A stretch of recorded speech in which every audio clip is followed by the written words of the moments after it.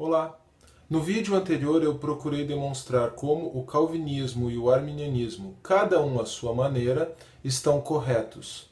O calvinismo coloca o seu referencial na eternidade e por isso ele enfatiza preponderantemente a soberania de Deus. O arminianismo coloca o seu referencial no tempo e por isso ele dá mais ênfase, ele se preocupa mais com a responsabilidade humana. Agora, qualquer que seja a sua posição teológica, ou mesmo que você não tenha nenhuma, mas desde que você examine a sua Bíblia com cuidado, você vai saber que foi Deus quem chamou você, que Ele fez isso exclusivamente pela graça. Ou seja, você não poderia fazer nada para ser salvo. E foi por isso, então, que Cristo morreu na cruz no seu lugar, para pagar o preço dos seus pecados. Por essa mesma graça, Deus enviou o Espírito Santo para habitar em você, para que você pudesse reconhecer os seus pecados, reconhecer Cristo como Senhor e Salvador, não só como Salvador, mas também como Senhor, e reconhecendo Cristo como Senhor e Salvador, iluminado também pelo Espírito Santo, viver de modo digno desse chamado, viver uma vida de santidade. Agora, voltando para aquelas teologias do nosso vídeo anterior, né? Se você quer saber mesmo o detalhe técnico da diferença entre o calvinismo e o arminianismo, está exatamente na graça, mais precisamente na eficácia da graça. Quer dizer, os calvinistas dizem que a graça é irresistível. Já os arminianos dizem que é possível resistir à graça de Deus. E na verdade existe também uma outra diferença importante. Como o calvinismo se apega muito à soberania de Deus, ele chega ao ponto de dizer que o ser humano não tem livre arbítrio. Agora, os arminianos, por outro lado, como enfatizam demais a responsabilidade humana, então eles reduzem a soberania de Deus ou assimilam a soberania de Deus à ideia de presciência. Deus é soberano porque Ele sabe todas as coisas antes delas acontecerem. Mas eu não vou me aprofundar nesses detalhes técnicos aqui.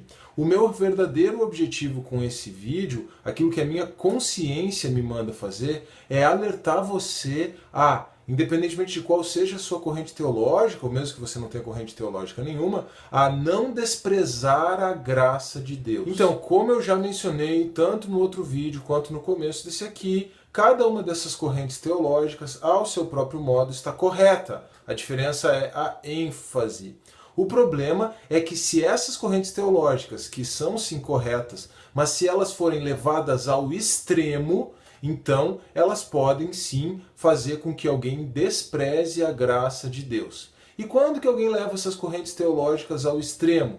Bom, basicamente por dois motivos. Ou a pessoa não conhece a Bíblia, ou a pessoa não conhece nem mesmo essas próprias correntes teológicas que ela acha que está defendendo, que ela acha que está ensinando, ou que ela acha que está seguindo e, na verdade, está seguindo outra coisa. Como essa é uma forma leviana não só de lidar com a Bíblia, mas também de lidar com essas duas correntes teológicas, eu chamo esses extremos de calvinismo de botequim e de arminianismo de botequim, inspirado naquela ideia antiga lá da filosofia de botequim. Mas, na verdade, o que eu chamo, fazendo essa brincadeira de calvinismo de botequim e de arminianismo de botequim, na verdade são duas heresias bastante antigas. O arminianismo de botequim é uma heresia antiga chamada pelagianismo.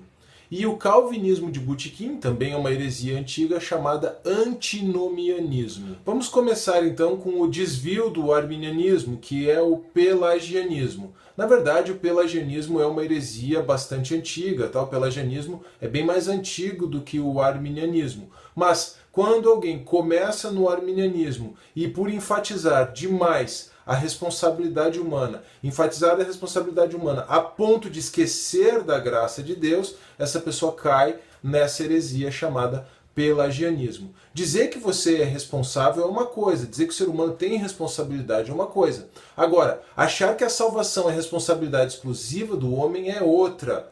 Isso é salvação por obras. E salvação por obras é claramente contrária à Bíblia. Veja, por exemplo, Efésios 2:9. Então, só para reforçar, o problema do pelagianismo, o problema do desvio do arminianismo é esquecer a graça de Deus, é deixar a graça de fora, é pensar numa salvação sem graça, só por meio de obras, só pela responsabilidade do homem.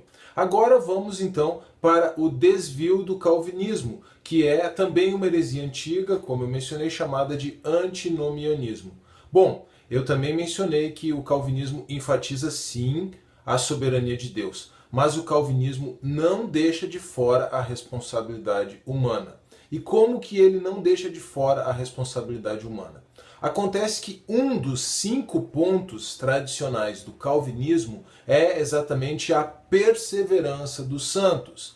Na verdade, é o último ponto do calvinismo, a perseverança dos santos. Então, ao enfatizar a perseverança dos santos, o calvinismo realmente não esquece, não deixa de lado a responsabilidade do homem.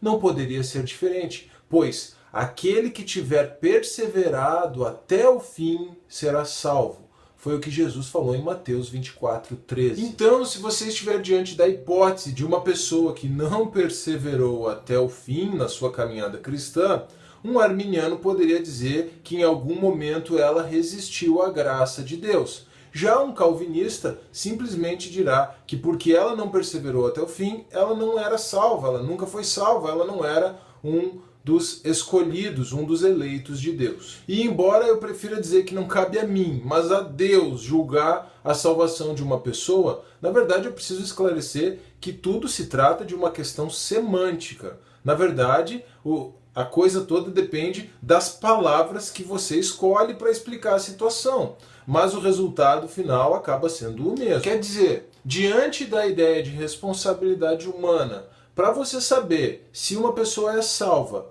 seja do ponto de vista do calvinismo, seja do ponto de vista do arminianismo, você precisa necessariamente ver o filme até o fim.